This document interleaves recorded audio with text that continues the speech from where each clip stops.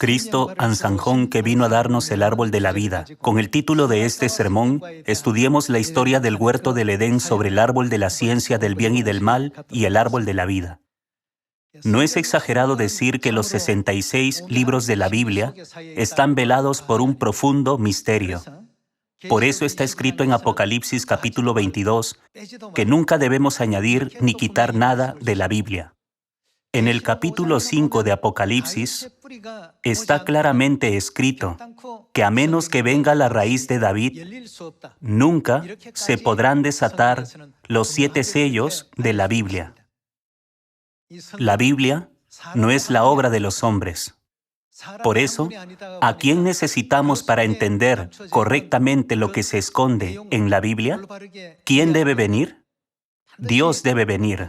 No podemos tener un correcto entendimiento de la Biblia sin recibir las enseñanzas de Dios.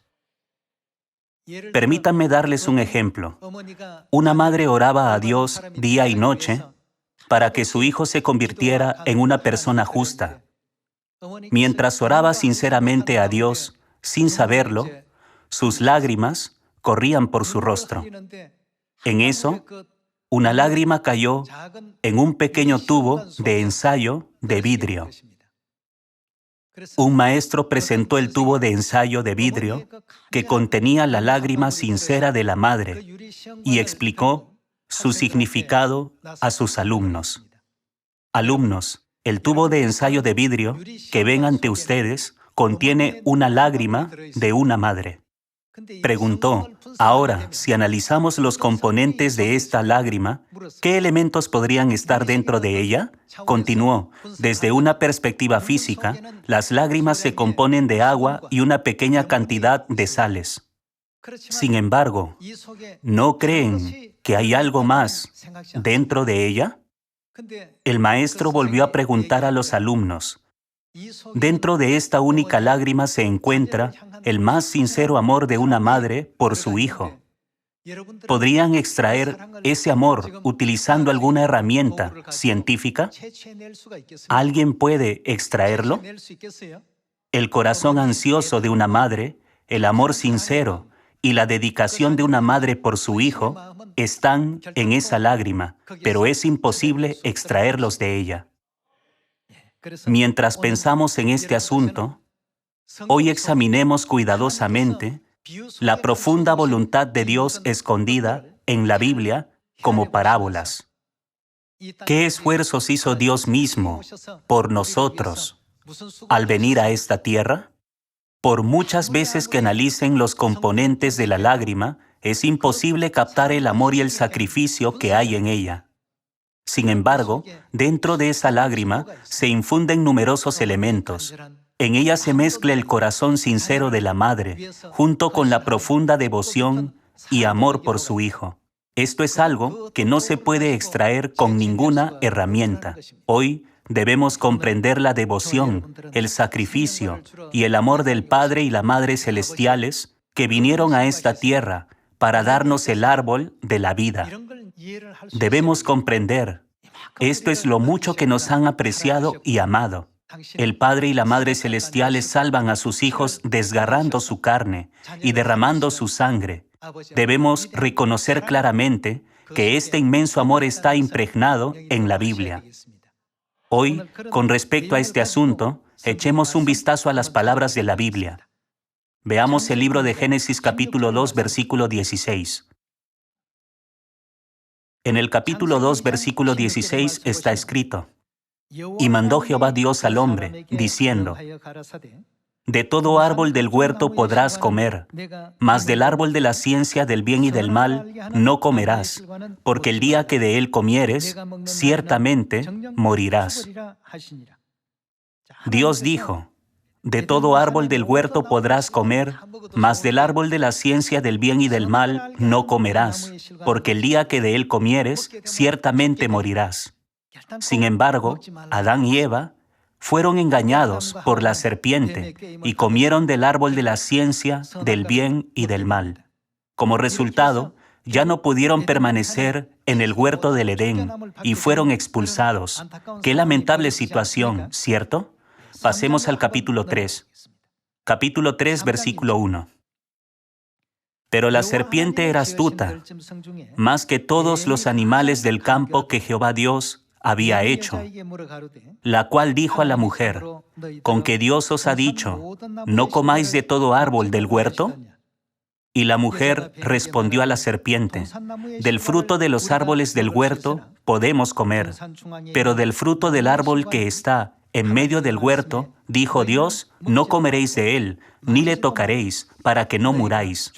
Entonces la serpiente dijo a la mujer: no moriréis, sino que sabe Dios que el día que comáis de él, serán abiertos vuestros ojos, y seréis como Dios, sabiendo el bien y el mal. Y vio la mujer que el árbol era bueno para comer, y que era agradable a los ojos, y árbol codiciable para alcanzar la sabiduría.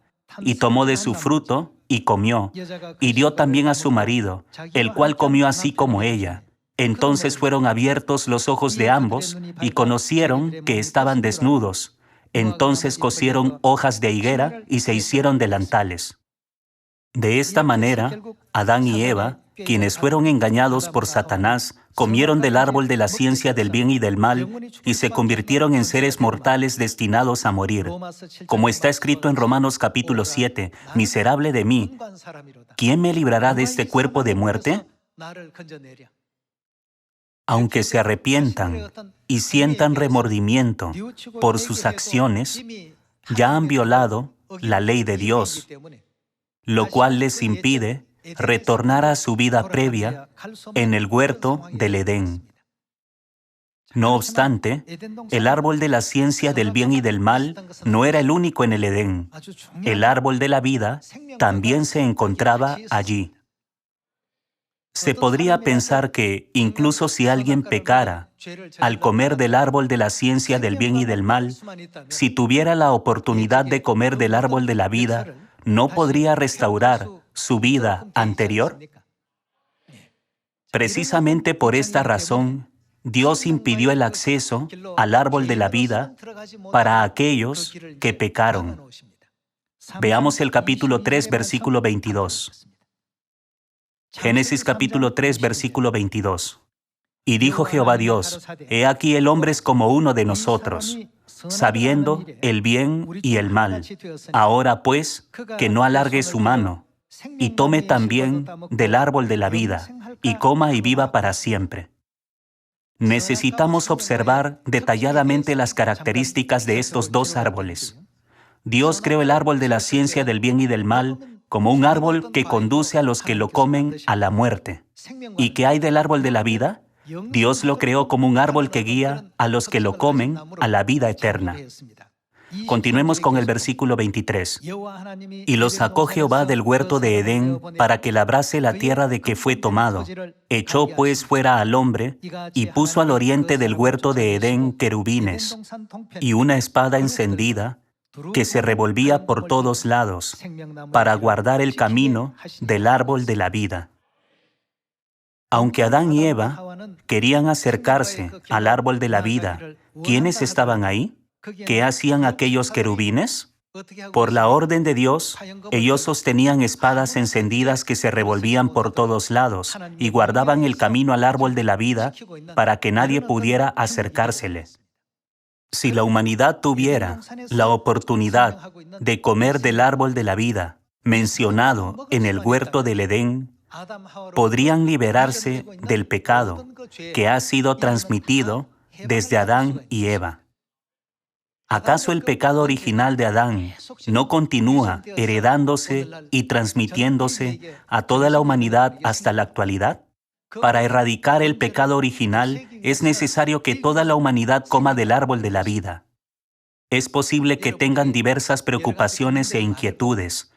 Los estudiantes, por ejemplo, necesitan estudiar y competir con sus compañeros en los exámenes para destacar. Los trabajadores, por su parte, se preguntan: ¿cómo puedo evitar ser despedido de mi trabajo? Siempre están estresados por su jefe. Si son el director ejecutivo de una empresa, probablemente se preocupen y se pregunten: ¿cómo puedo gestionar la empresa de manera eficaz para generar beneficios que favorezcan a la compañía? De esta forma, es probable que todos estén enfrentando diversos problemas. Sin embargo, a pesar de haber sido expulsados a esta tierra y haberlo perdido todo, hay algo que debemos buscar y obtener, el árbol de la vida. Es de vital importancia, no debemos perderlo jamás. Cuando Dios nos despierta al asunto del pecado original a través de la historia del huerto del Edén, debemos encontrar la respuesta a este problema. Esta es la verdadera razón de nuestra existencia en esta tierra. Como las personas no saben esto, están preocupadas con otros pensamientos. ¿Cómo puedo ganar mucho dinero hoy? ¿Cómo puedo ser mejor que los demás? Están en un estado muy tenso y ansioso. Esto es realmente lamentable.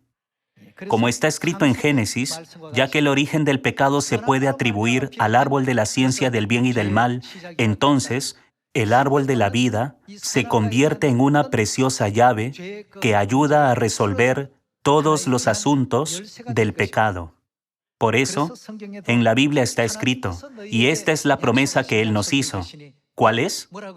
La vida eterna. ¿Cuál es la característica distintiva del árbol de la vida? Este árbol otorga la vida eterna a aquellos que comen de él. Reflexionemos sobre la promesa que Dios nos ha hecho. No es otra que la de otorgarnos la vida eterna.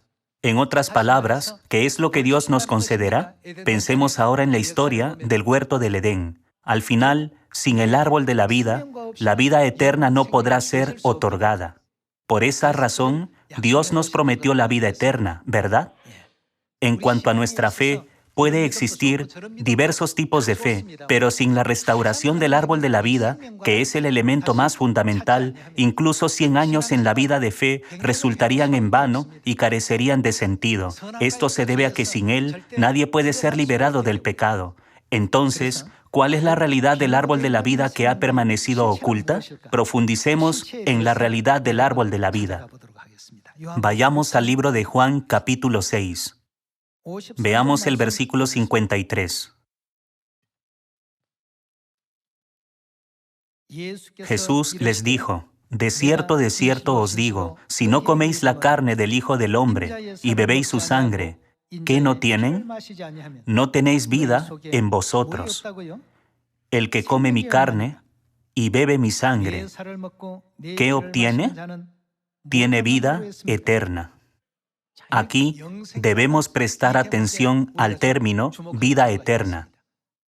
No hay otra forma para que la humanidad obtenga la vida eterna excepto a través del árbol de la vida del huerto del Edén.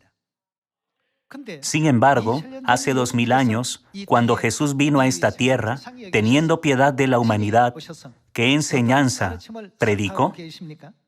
Él dijo, el que come mi carne y bebe mi sangre, ¿qué tiene? Tiene vida eterna. Y yo le resucitaré en el día postrero, porque mi carne es verdadera comida y mi sangre es verdadera bebida. El que come mi carne y bebe mi sangre, en mí permanece, y yo en él. En el huerto del Edén, Dios dijo que el que come del árbol de la vida puede recibir la vida eterna. Y en Juan capítulo 6, Jesús dijo que el que come la carne del Hijo del Hombre y bebe su sangre, tiene vida eterna. A través de estos versículos relacionados del Nuevo Testamento, podemos comprender la realidad del árbol de la vida en el huerto del Edén. ¿Qué representan la carne y la sangre de Jesús en el huerto del Edén? Si examinamos el problema de cerca, podemos encontrar la respuesta dentro de él. Por eso, las personas dicen ocasionalmente, donde está el problema, está la solución. La solución al problema del pecado se puede encontrar en el huerto del Edén.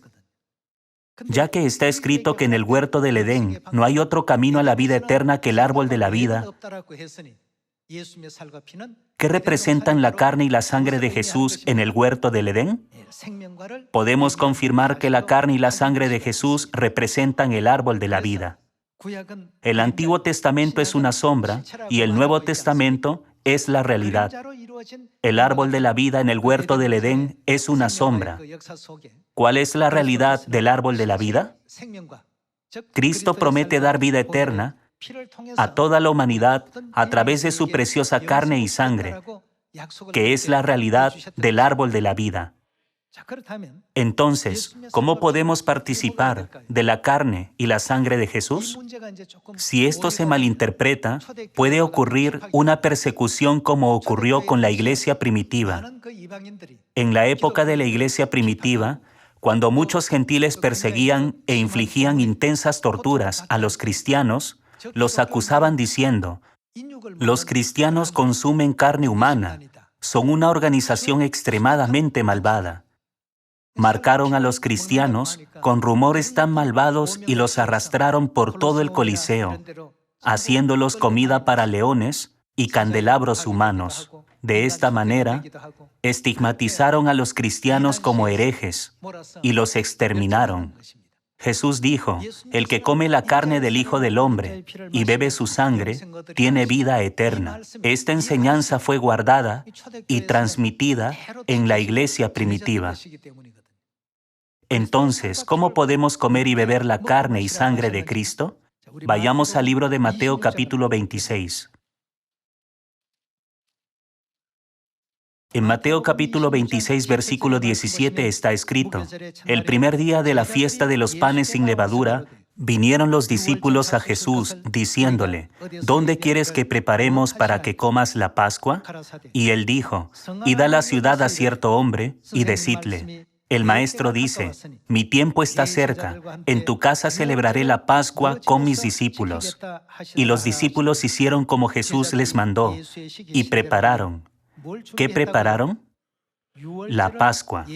¿Cuál es la conexión entre el árbol de la vida, la carne y la sangre de Jesús y la Pascua que ahora estamos examinando minuciosamente en este pasaje de la Biblia?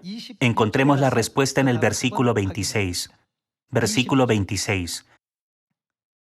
Y mientras comían, mientras celebraban la Pascua, tomó Jesús el pan y bendijo, y lo partió, y dio a sus discípulos y dijo: tomad, comed esto, ¿qué es?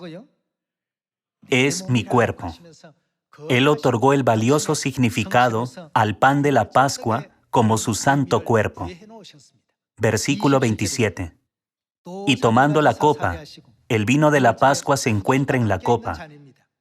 Y habiendo dado gracias, les dio diciendo: ¿qué les ordenó Jesús hacer? Bebed de ella todos, porque ¿de quién es la sangre? Esto es mi sangre del nuevo pacto, que por muchos es derramada para remisión de los pecados.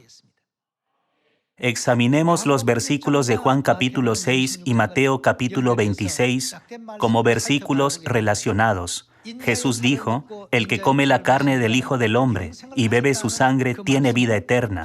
Como acabamos de leer, el pan y el vino de la Pascua representan su carne y su sangre. Por lo tanto, ¿qué podemos concluir acerca de aquellos que participan en la Santa Comunión de la Pascua?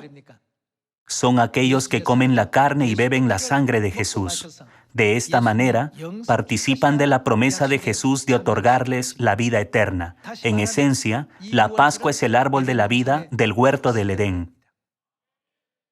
En la actualidad, en esta aldea global, a pesar de que existen innumerables iglesias en todo el mundo como la arena en el mar, ninguna de ellas celebra la Pascua. El hecho de que no celebran la Pascua indica que no poseen el árbol de la vida. El hecho que no posean el árbol de la vida muestra que lamentablemente siguen bajo el dominio del pecado.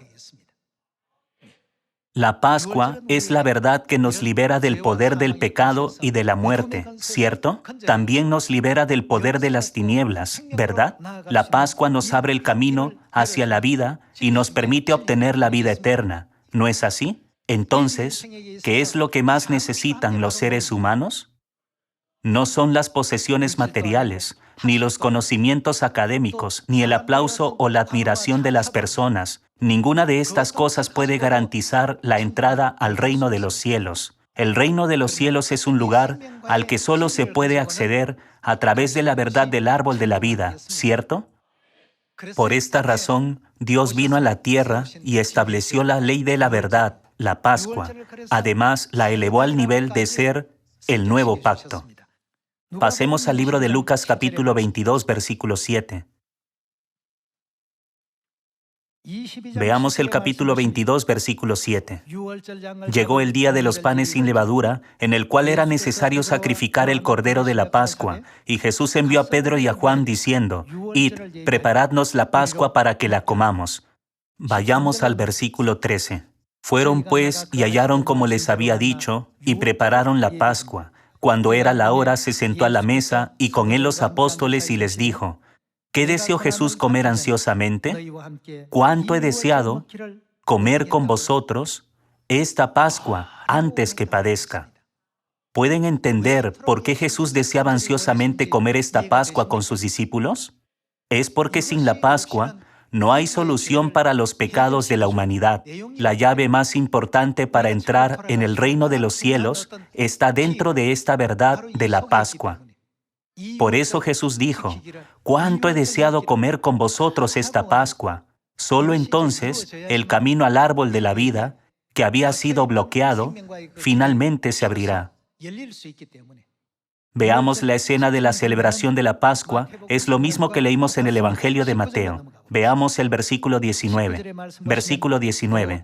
Y tomó el pan y dio gracias, y lo partió y les dio diciendo, «Esto es mi cuerpo». Jesús dijo que el pan de la Pascua es su cuerpo, que por vosotros es dado. Haced esto en memoria de mí. De igual manera, después que hubo cenado, tomó la copa. El vino de la Pascua se encuentra dentro de la copa, diciendo, esta copa, ¿qué es esa copa? Es el nuevo pacto en mi sangre, que por vosotros se derrama. La Pascua representa la verdad del nuevo pacto. A través de este pacto podemos obtener el perdón de nuestros pecados. A través del nuevo pacto, Cristo actúa como mediador entre Dios y nosotros. Él perdona todos nuestros pecados y no se acordará más de ellos. Además, nos otorga la herencia celestial, el reino de los cielos que habíamos perdido. Por todas estas razones, nos trajo la Pascua, la verdad del árbol de la vida. Sin embargo, no cualquiera puede traer la Pascua, la verdad del árbol de la vida. Al examinar lo escrito en Génesis, podemos ver que Dios colocó querubines para bloquear el camino al árbol de la vida, impidiendo que los pecadores se acercaran a él. Este camino no puede ser abierto por cualquiera. Entonces, ¿quién tiene la capacidad de abrir este camino? La respuesta se vuelve evidente cuando consideramos cuidadosamente quién ordenó a los querubines bloquear el camino al árbol de la vida. ¿Quién lo bloqueó? Fue Dios quien bloqueó el camino. Por lo tanto, el camino que fue bloqueado por el mandato de Dios no se abrirá simplemente porque un presidente ordene abran el camino, ¿cierto? ¿Quién es el único en todo el universo que puede abrir este camino? Solo Dios. Dios debe venir y abrir este camino para nosotros. Por esta razón, Jesucristo, que es Dios, quien vino a la tierra en cuerpo, abrió el camino durante su primera venida. Él ha incorporado totalmente el camino de la verdad en el árbol de la vida a través de la Pascua del Nuevo Pacto. Sin embargo, sucedió algo lamentable. Después de que Jesús ascendió al cielo, la Iglesia guardó la Pascua sin ningún problema durante unos 100 años, pero alrededor del año 155 después de Cristo surgieron conflictos sobre la Pascua. En ese momento, la Iglesia se dividió en dos grupos, la Iglesia de Oriente y la Iglesia de Occidente. Podemos encontrar esto en la historia de la Iglesia. Policarpo era el representante de la Iglesia de Oriente. Dijo, no queremos guardar la Pascua en ningún otro día que no sea el día 14 de Nisán. Esto es lo que hizo Jesucristo y todos los apóstoles también guardaron la Pascua el día 14 de Nisán. No tiene ningún sentido guardar la Pascua un domingo que no sea esta fecha. En el año 155 después de Cristo, surgió la primera controversia entre Aniceto en la Iglesia Occidental y Policarpo en la Iglesia Oriental, pero no pudieron llegar a un acuerdo. Entonces, alrededor del año 197 después de Cristo, comenzó el segundo intento de abolir la Pascua. El Papa Víctor declaró, la Pascua ahora debe observarse el domingo, y obligó a otros a guardarla el domingo. En respuesta, Polícrates en la Iglesia de Oriente protestó grandemente contra él. Como octavo obispo, nunca he visto a los predecesores celebrar la Pascua en ningún otro día que no sea el día 14 de Nisan. Todo esto está escrito en la historia de la Iglesia. Eso es algo que nunca antes había visto. ¿Qué absurdas y necias cosas están hablando? No podemos tolerar esto en absoluto. Hubo una segunda controversia alrededor del año 197 después de Cristo, pero el intento fue nuevamente infructuoso. Sin embargo, en el año 325 después de Cristo, la Pascua, la verdad del árbol de la vida, fue abolida. El regalo más grande que Jesucristo le dio a la humanidad fue abolido. Ya que la humanidad está destinada a morir por comer del árbol de la ciencia del bien y del mal, lo que ellos necesitan es el árbol de la vida.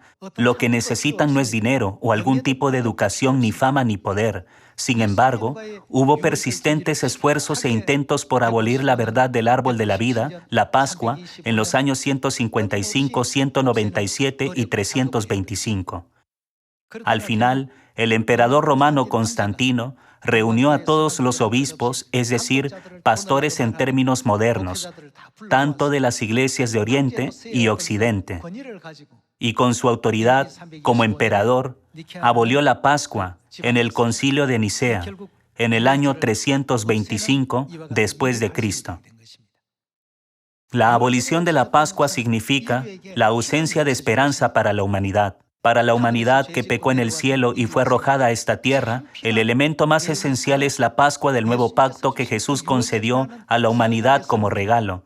Sin embargo, ellos prohíben a las personas guardarlo, encarcelando a los que lo hacen y tratándolos como pecadores. Durante un largo periodo de 1600 años, no guardar la Pascua ha persistido hasta el día de hoy. La gente lo considera muy natural. Sin embargo, ¿cuál es el propósito de la venida de Dios a esta tierra? ¿Por qué viene a esta tierra? Viene a salvar a la humanidad. Aparecerá por segunda vez para traer la salvación a los que lo esperan. Cuando venga por segunda vez, no debe venir con las manos vacías. ¿Qué debe traer?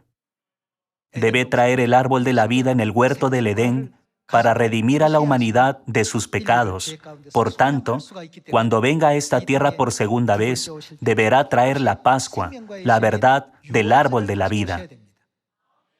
Estas no son mis propias palabras u opiniones. Estas son las enseñanzas escritas en la Biblia y lo que Cristo Ahnsahnghong nos enseñó. Hoy en día, las iglesias del mundo dicen que la Pascua es innecesaria, pero es absolutamente esencial para aquellos que quieren ser salvos y entrar en el reino de los cielos. Veamos Isaías capítulo 25, versículo 6.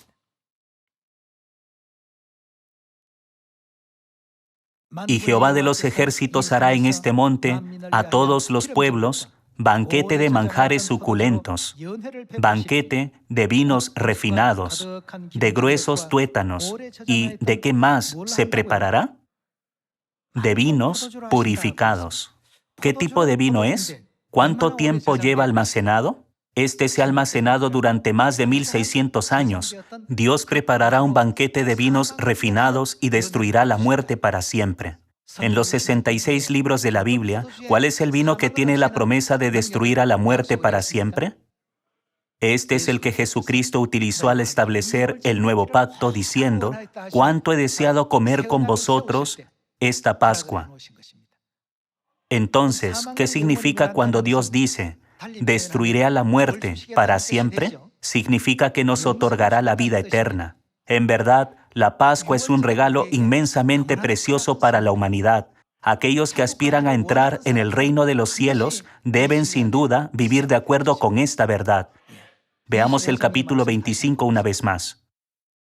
Y Jehová de los ejércitos hará en este monte a todos los pueblos banquete de manjares suculentos, banquete de vinos refinados, de gruesos tuétanos y de vinos purificados, y destruirá en este monte la cubierta con que están cubiertos todos los pueblos, y el velo que envuelve a todas las naciones.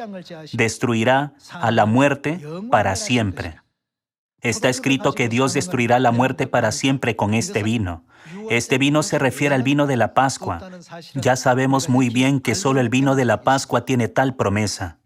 Y enjugará Jehová el Señor toda lágrima de todos los rostros y quitará la afrenta de su pueblo de toda la tierra, porque Jehová lo ha dicho. Y se dirá en aquel día: ¿quién organiza este banquete donde la muerte es destruida para siempre con el vino refinado? ¿Quién es Él? He aquí, este es nuestro Dios. Le hemos esperado y nos salvará. Hermanos, ¿quién nos ha concedido la Pascua del nuevo pacto? ¿Quién nos ha traído el árbol de la vida espiritual? Cristo Ansanjón y la Madre Celestial Nueva Jerusalén nos lo han traído, ¿no es así? La Biblia registra claramente: he aquí, este es nuestro Dios. Le hemos esperado y nos salvará. No debemos depender de nada más para nuestra salvación. Lo más importante para la humanidad es el árbol de la vida. Solo Dios puede traer el árbol de la vida a la humanidad. Doy gracias, gloria y alabanza eternas a Cristo Ansanjón y a la Madre Celestial Nueva Jerusalén por abrir el camino de la vida eterna y la salvación a través de la Pascua del Nuevo Pacto y guiarnos a la verdad de la Pascua del Nuevo Pacto, el árbol espiritual de la vida. El que viene a esta tierra con la verdad de la Pascua del Nuevo Pacto es Cristo, que aparecerá por segunda vez para la salvación de la humanidad. Él nos redimirá de nuestros pecados. Por favor, confirmen esto una vez más a través de las profecías de la Biblia. Donde quiera que Cristo Ansanjón nos lleve y donde quiera que la Madre Celestial nos guíe, nunca debemos dejar de seguirlos con obediencia hasta el final. Solo la Iglesia de Dios tiene el árbol de la vida.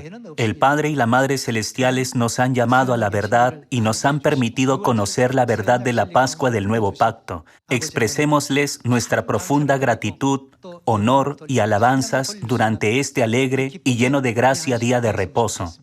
Teniendo esa alegría en nuestro corazón, vivamos con una brillante esperanza en el futuro. Con esto me gustaría finalizar el sermón de hoy. Muchas gracias.